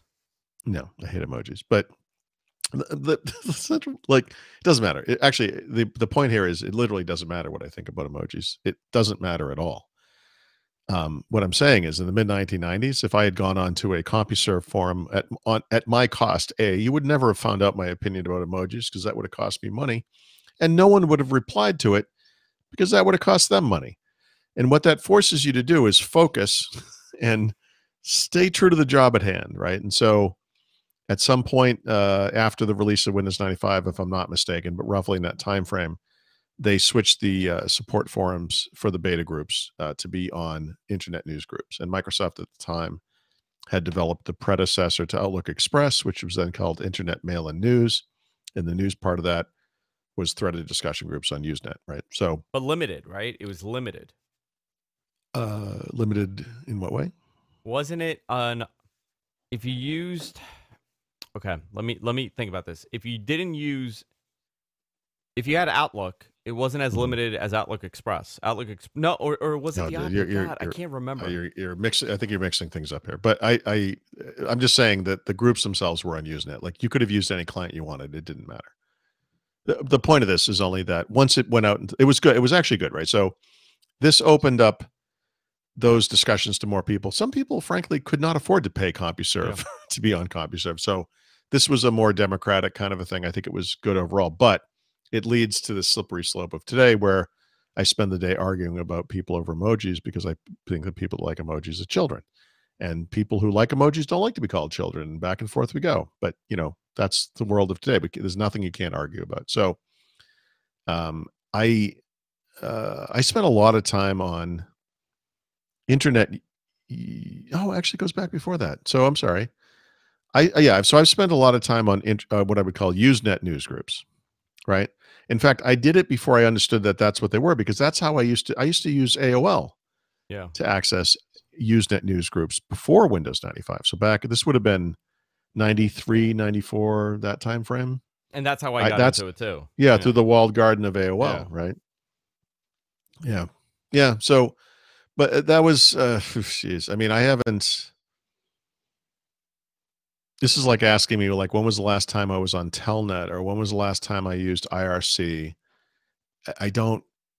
I don't remember. It's been a long time for this kind of stuff, and Usenet news groups are the same I thing. still use IRC. I mean, that's one of the I have. We had an Yeah, IRC. Our chat room was an IRC until recently. That I said I sure. don't want to deal with it anymore. I don't want to deal with having a server and all that stuff. So we went over to just using YouTube's chat or Discord. I'm big into Discord too. That's what I really use now all the time for chats. Right. Discord has kind of taken over for the IRC, which is amazing to Okay. see that it's just a fancier same concept really. It's just the client is based Isn't in the app. oh jeez, I'm losing my mind here. But let me think here. One of the things about you, I'm going to walk into it because I'm just going to talk myself until I remember what the term is. But one of the things about Usenet news groups was that you could break up files into small chunks, and then the news Yes. group client would combine them for you and Mm-hmm. download them into a single file. And it was Yeah. probably a more efficient way of doing that. There's a modern version of that. It's a way that people will distribute like illegal movies and Oh, applications on like what am I thinking of? I know what you're thinking about. Right? It's sitting on the tip of my tongue. It's like it's a I know, isn't that awful? But Well, you know, they wasn't Rapid Share like that for a while? yeah, but there's They a were term for doing this that. kind of technology. There's a what do you call this kind of thing? It's terrible. I Somebody can't give think of us a it. name in the chat. Yeah, someone knows this. Yeah, so if you go like you're like, I want to download the new whatever movie online, like you're gonna get it's gonna be this kind of file, it'll be this kind of a client, and you're basically what you're doing is pulling it down from multiple locations at the same time, if I'm not mistaken, right? You're combining it into one file. You're basically doing the same thing that Usenet News Group used to do. And it's called Um, what? and it's What is that called called? what? Now we're not going. No, I gotta look at my I must have Yeah, one of these things on I'm my gonna lose my server. mind on this. I Hey, gotta I you gotta know look what at you that. reminded me of though? Do you remember how it used to work on AOL No. when you were doing that? So on Well, I don't AOL, think you I used did. to go to like the Where's chat rooms, right? Oh yeah, Or it's yeah. like server one. Sometimes it's just called server one or server two. And a guy would have like a macro setup where Right. certain words. We're not talking about torrents, are we? What MG Geek is Yeah. asking. Yeah, BitTorrent. That's it. BitTorrent. Oh, you couldn't come up with that? I look, dementia, it hits you. I thought you were going somewhere else. No, it's definitely Yeah, BitTorrent. The yeah. BitTorrent is like a distributed. Well, it's Usenet was distributed. It's probably just a. It has to have been based on the same idea. It has to be the same basic thing, right? But using web technologies, I guess. I'm embarrassed for myself that I didn't just throw out BitTorrent at you. BitTorrents. Remember, Uh, there were going to be like BitTorrent, like you could share files with an individual through BitTorrent. There were going to be like cloud storage services based on I believe BitTorrent. they're doing it now. Yeah, it Yeah, exists. Video like streaming services like that. turn it into a legit business of some kind. Yeah, that they people have. So to the AOL thing, the way that it worked on Mhm, AOL, so you go into the chat room and you would request a list, slash mhm, list or whatever it was, and you would get an email and it would right. say, the command, whatever it was, and then 1 through 300 or 1 through 89 would have been Office 97. So you put it in the chat room and then Yep. you would get an email. You would get email of, like 57 different files that were like Okay. 10 megs each. Oh, And then you would download it, and you could actually have it in AOL's download manager, which they had one back then. yeah, yeah, yeah. You could Because actually you could do queue all some, of them up, yeah, and do and some each day or something, and there were yeah, 15 or 10 meg or 7 meg RAR sure. files. Those are big files. I mean, one of the big problems I had with MP3 files, and this is now the late '90s, right? Because I think it was the Plus pack for Windows 98 had a DVD player application in it, as opposed to like an MP3 player, like a Windows Hmm. Media Player, which was eventually included in Windows Millennium Edition. Uh, MP3 files to me were too big. I couldn't, because and those things might have been 5 megabytes or something. But you get I probably had like a something 100 megabyte hard drive, so I couldn't like storing an album would have taken up most of my storage. Today I could probably put the Library of Congress on this computer, It's wild, you know? right? Yeah, Yeah, it's crazy. it's. But oh my god, I'm trying to think. It was wild how you used to. And remember back when a lot of this stuff was that. Well, you were on dial-up too. You're Oh talking yeah. about Yeah. God hopes you had an unlimited Yep. plan, right, for local calls, and I that didn't I come till I've later. this story has definitely come up in this podcast, but when I first moved to Phoenix back in 1993, one of the things I looked for was BBSs I could get onto, and I think I paid for one. It was it doesn't matter where it was. It was Phoenix area. It was a programmer's thing, but they also had general files, whatever. And I used to download parts of DOS games because I was switching from the Amiga to the PC at the time, and I wanted to see what the game scene looked like. And I used to, like every day, every night because you had like a quota or a limit or whatever. I could download a part of a game, and then I'd come back the next day and I'd download like another part. And sometimes it would take like 2, 3, 4, whatever number of days. And then you would you'd get the whole thing together, you put it up, you install it. And then of course it's like an MS-DOS game from like 1993. It was terrible. So I had like parallax scrolling and stereo sound in the Amiga. And I get this like little squares like blip, blip, blip, blip, blip, moving around the screen. I'm like, oh God, it's like the worst. And I probably deleted most of this stuff right away because it was so terrible. But that's what the world was. That's how you got stuff. It is. It's amazing how it's changed and how simplified it's gotten. I remember. Oh man, yeah, and even just geez, I can't think of it. Just the FTP servers. Just and that was and that's gone, right? FTP servers are not necessary for most 99% of people out there. Don't need an FTP server anymore. I bet that the way the BBS stuff was probably FTP. I bet it was FTP, and it would pause it for you automatically, like you were saying that AOL did, and you come back the next day.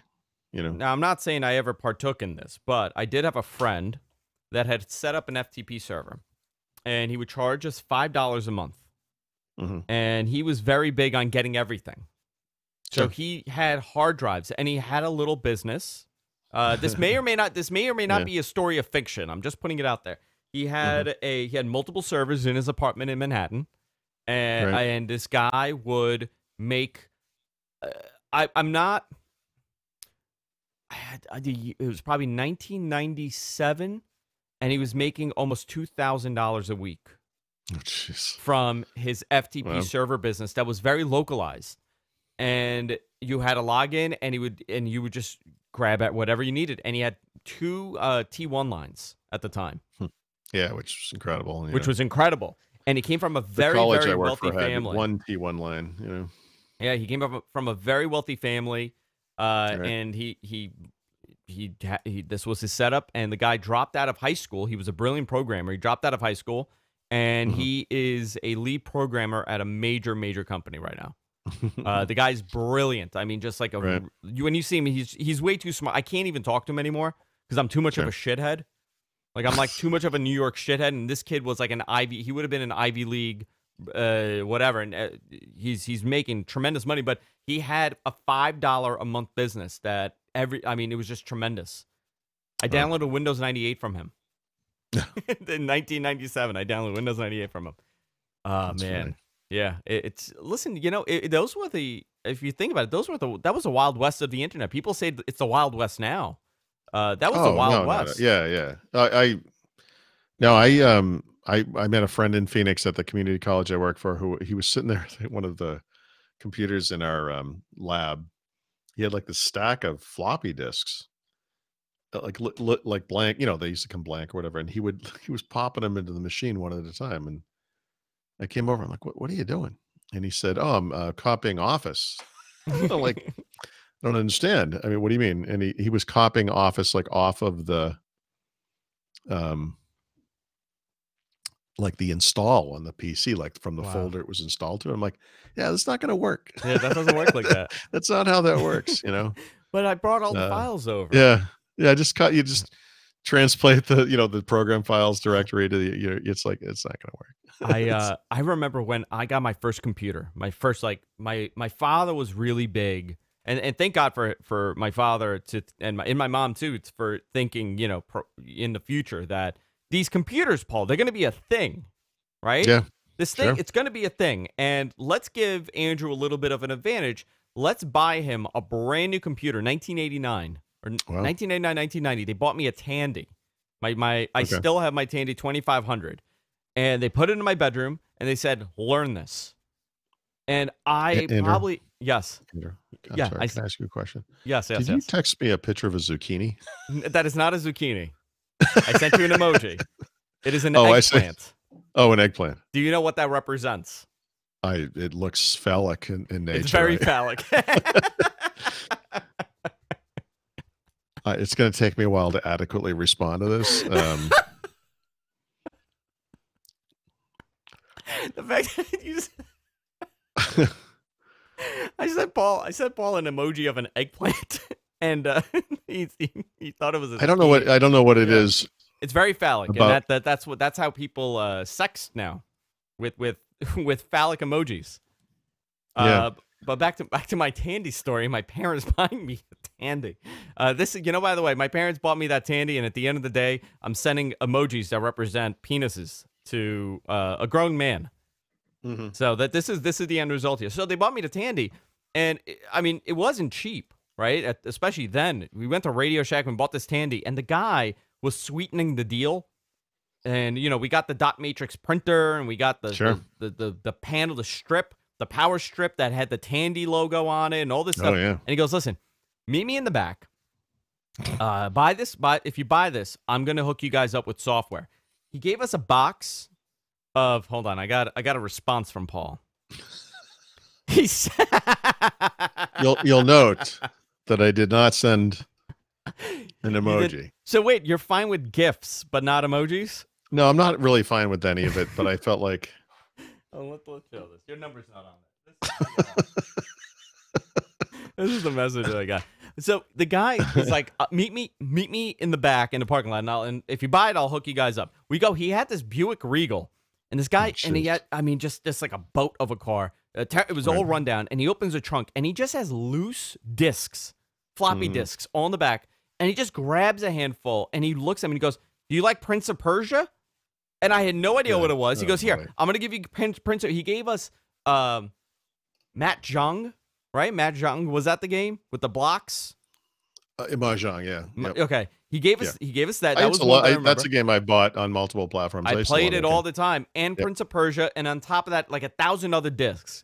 And I'll never forget that it was so shady, and I knew it was shady because my father goes to my mother, says, "You stay here. I'm going to go with Andrew."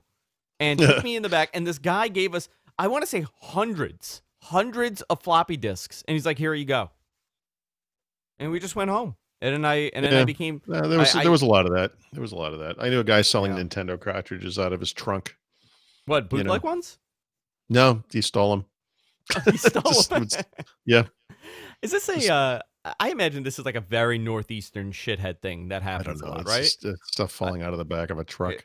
This is just another weird story from my childhood. My father used to drive down to Queens Boulevard. If you're from Queens, you know Queens Boulevard. And there was always a guy in a white van, and he would sell the black boxes. You remember those Pioneer black boxes? Yeah. And it was like $150. And my poor father would lose his mind because this thing would give the error. There was E4 and E5, okay? Yep. There were two errors. One was okay. You could turn it off and on, and it would work. The other one, it was done. The box was dead. It would do the error so often that my father, in a drunken rage one day, grabbed this thing, ripped it out of the wall, essentially, took it outside, and took an axe to it. And I'll never forget the sight of my father having an emotional breakdown and losing his mind, axing this Pioneer black cable box. Right. So if you lived out west, you could have shot it. You could have shot it if you lived out west. Yeah. This was, my God, now this is like therapy, Paul. You just brought up memories. Yeah. That I did not know existed. And I don't know, I have these memories in my head, but I, for whatever reason, think my wife's birthday is April 20th. All the time. Which is not. It's October. It's November. Did you ever have one of those boxes? May or may not have? No, I didn't. Okay. Did you know you knew people though? Yeah. What a weird. You know what? Everybody was doing it back then too, and they'll continue to do it now. Now it's like I think it's easier now to do stuff like that. Yeah, probably. I don't know. I know you're very much against it. I personally don't. No, I don't mean I mean I just didn't. You don't was care for it. never really. Yeah. I My get it. uncle, just one more story. My uncle, when the 92 Olympics were happening, they were on Yep. pay-per-view. Right. And it was a total catastrophe. They lost hundreds of millions of dollars on this. And my grandfather's brother, so my great uncle, was very much into the Olympics. I have no idea why. And he went to buy one of these, and he paid like $400 for this. They saw him coming. Barely spoke any English. They saw this guy coming. And he paid for this thing, and he sat there and he watched the Olympics. And I'll never forget, from beginning to end, every single day. We would go. My grandmother would take me there, and he was just watching the Olympics, and he was so proud of this box. So he had a problem with his cable. So when the cable guy came, he told the cable guy about this amazing box that he bought that gives him every channel. And the cable Right. guy extorted $100 out of him and said, Sure. "You're gonna give me $100, or I'm reporting you." Never forget that. That's amazing. Amazing. All right, guys, that's it for this week. That was story time with Andrew and Paul. Next week, Story time. next Right. week we're gonna go Next week down on memory story time. lane once again and discuss ISDN lines. That's what we'll do. Jeez. All right, guys, see you next time. Take care. ISDN. ISDN lines. Did you have I one never or had no? ISDN, but I do have ISDN stories. You know what I had? I had a dual. I guess not, it's not dual NIC, but it was a dual modem. So I had two separate phone lines, and I had a dual modem. Yeah, that's So how it would be- ISDNs were used. You could have two lines, and Yeah. you could, Combine 'em. Yeah, you could technically still do that with Ethernet or You could, but like it's not. dual. It's not Yeah. simultaneous, right? Yeah, It's when one maxes out, the other one kicks in. Sure. Yeah. Well, I think there All was right. a thing in. It doesn't matter. All right, whatever. Whatever. Yeah. It's fine. All right, Paul. Thank you All very right. much. Thank you. I really enjoyed this with you. Did you enjoy your time with me? We'll see how that goes with the cocktails next weekend. All right, let's see. I was apparently at a Klan rally at that party I was at. That's I right. sent Paul pictures of where I was. Jesus Christ. I was like, just get out of there alive. There was one Arab dude at that party.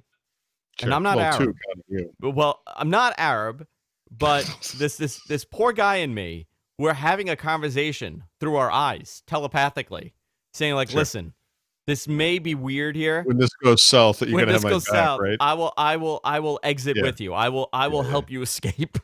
Right. It was so bad. It's terrible. I don't know how I ended up there, but it was a little scary. I was probably the darkest guy for miles.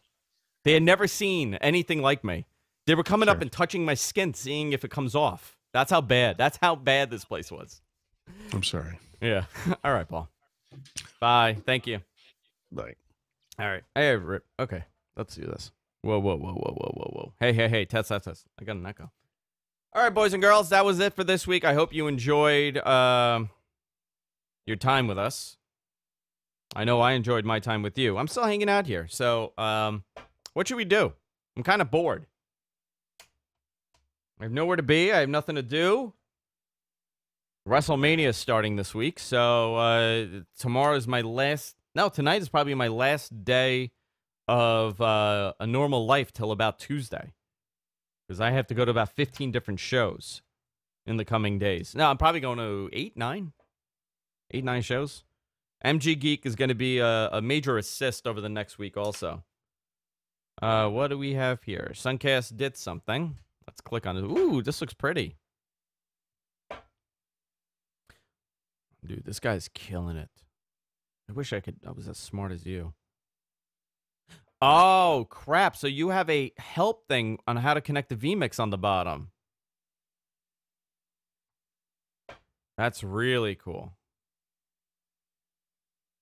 Really, really cool. It's amazing how this technology has changed. You know, when we started about 10 years ago, I think I have the first video of what we did. Let me see if I can find this. YouTube.com/guys from Queens. No. Oh, no. It wouldn't even be that. It'd be this? Yes, it would. Have I uploaded anything here? No. Let me go to the first 579.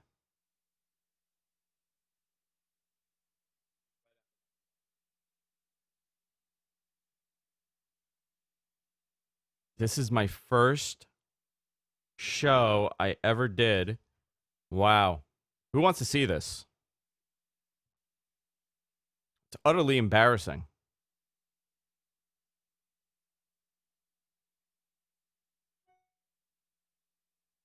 Let me see if I can find this.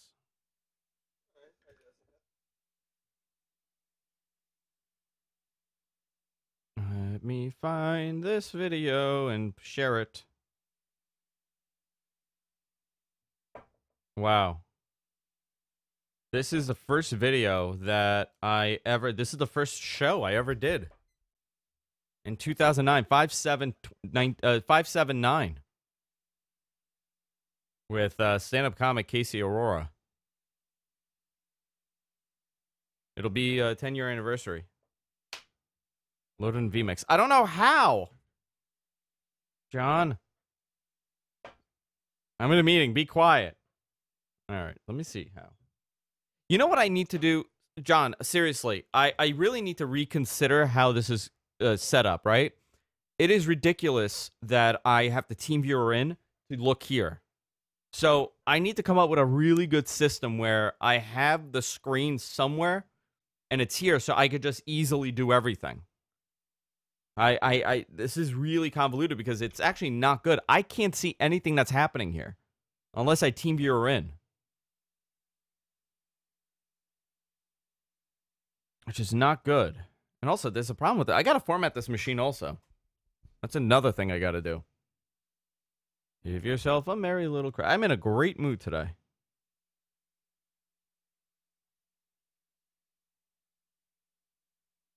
Let me see if I could pull this up. But I can't hear it if I pull it up, right?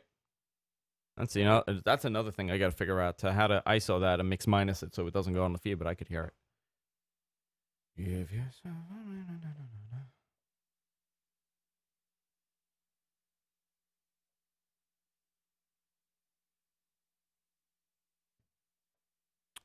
All right. John, if you can, could you do the Chris Masters...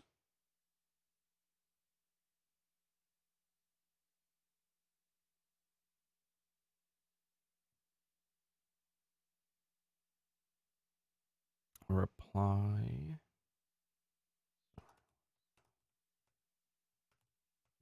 It was right after 9/11. Oh, see, I can't even And hear it. I don't know. Remember that rumor about Whitney Houston dying? In That she was, 9/11? yeah, she was on the plane. Yeah, it's No, muted no. there. There was a rumor that Whitney Houston died because she That'd was be- on the plane. That'd be awful. And I remember. I think that was like the she loved after Whitney show or Houston. something. It was like a Yeah, preview. Sylvia. So I Okay. went up to Sylvia. I'm like, oh my God, Sylvia.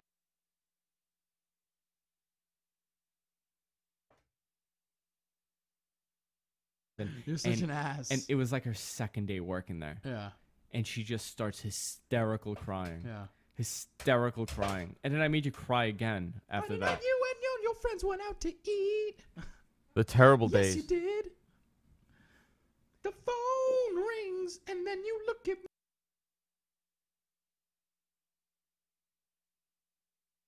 That's... yeah. That was terrible.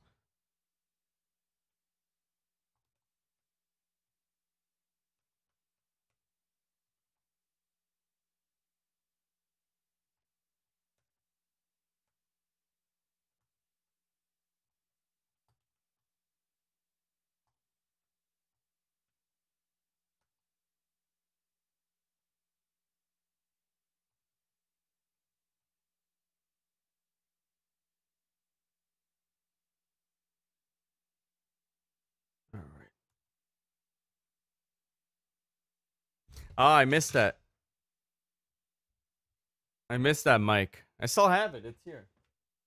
Where is it? It's somewhere here. You know what? Let's hook it up. Let's see how this mic sounds. Ready?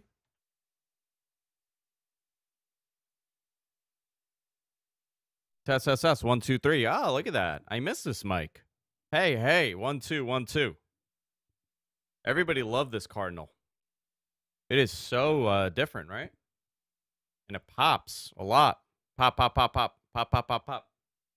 It needed the windshield on this. You could tell how quality. It's so different, huh? This aesthetically is my favorite looking mic, but this is absolutely my favorite one to use. Actually, this is pretty cool. So, John, for people listening, how does this sound? So, I'm on the old Cardinal that I used to have. So I have to kind of get used to where the proximity to be a proper distance from this thing.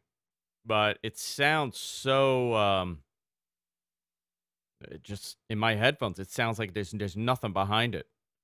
I got to crank this thing all the way up, and look at that. Oh wow, now you got some power, huh?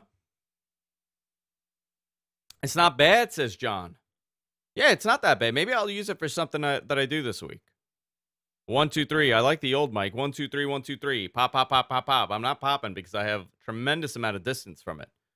1, 2, 1, 2. Hey, hey, hey, hey now, hey now. All right, let's go to the other one now.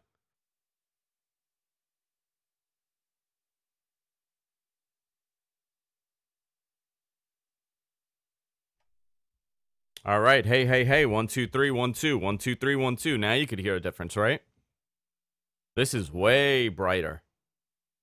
I mean, I could bring it down. I have to really drop this thing down all the way for it to kind of the same level of input, I guess, or output. I kind of got used to this, but I would never recommend this microphone to anybody that wants to do a podcast. There's so many different elements. Eric, I think my audio sounds like crap right now. I have to rework a lot of stuff because the studio positioning changed. And I just have to kind of tweak a little bit. I do think that my audio it hits distortion a little bit too much sometimes. And it has to do with, how I'm positioned on the mic.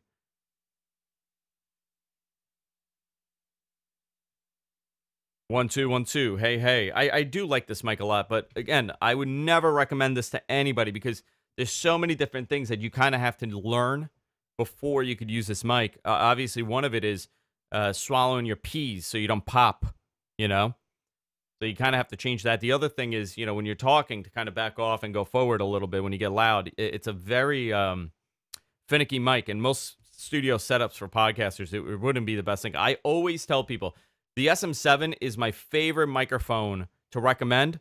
I know a lot of people say the RE20. I sound terrible on an RE20. It's actually shocking how bad I sound on an RE20 to the point that I was with Chris Tobin. I think Mike Phillips. Yeah, Mike sent me an RE20, and we were doing a comparison on how I sounded on an RE20 compared to a SM7. And Chris is listening. Chris goes, "Oh my God, you sound terrible on an RE20. It just does nothing for me."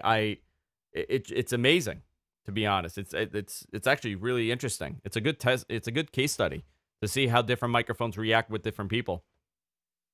This was my first mic. Let me see. I'm gonna hook this up. Hang on. Let's do this.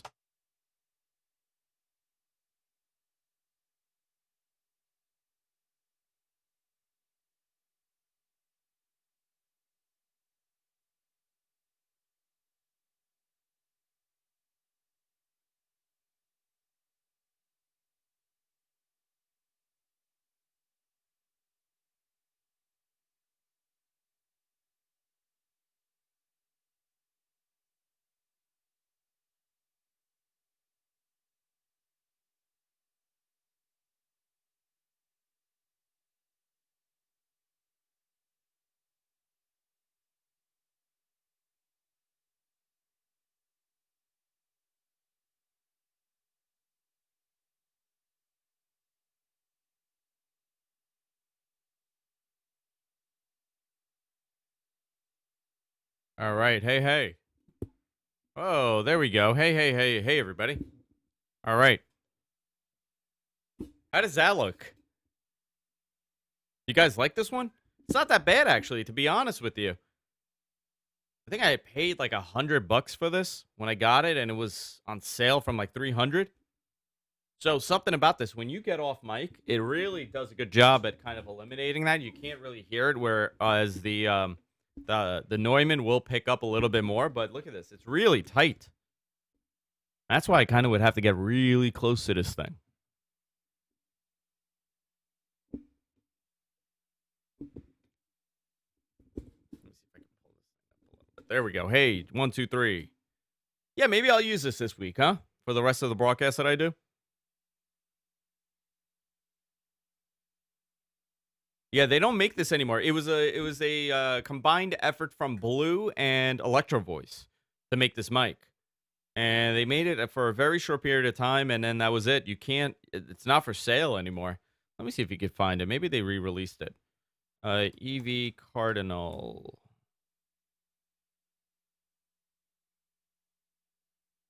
So there is another version of this. There's the Raven, which was used for it was a dynamic mic, the Raven. I don't see a lot of these anymore. It was a very strange microphone. I bought it aesthetically, but yeah, you can't even find it. Does musicians friend have it? Out of stock. Look at that.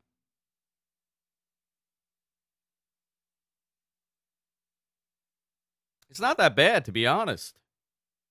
I kind of like it, but I'm stressing my voice a little bit more than I normally would. Is it hitting distortion at all or no? Very quiet, I'll tell you that. 1, 2, 3. How about now? Whoa, whoa, whoa. 1, 2, 3. I mean, it's not terrible, but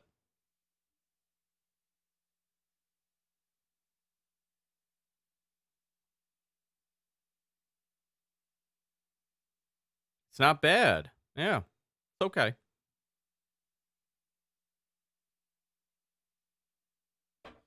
You know what I'll do? I'll start using this for the rest of the week, just to do something a little different. I do hate this mic arm. These Heils are a piece of crap. Need some gain for sure. All right, let's up that. Whoa, whoa, whoa. 1, 2, 3. Hey. All right, how about now? This sounds a lot better now, huh? It's even louder in my head.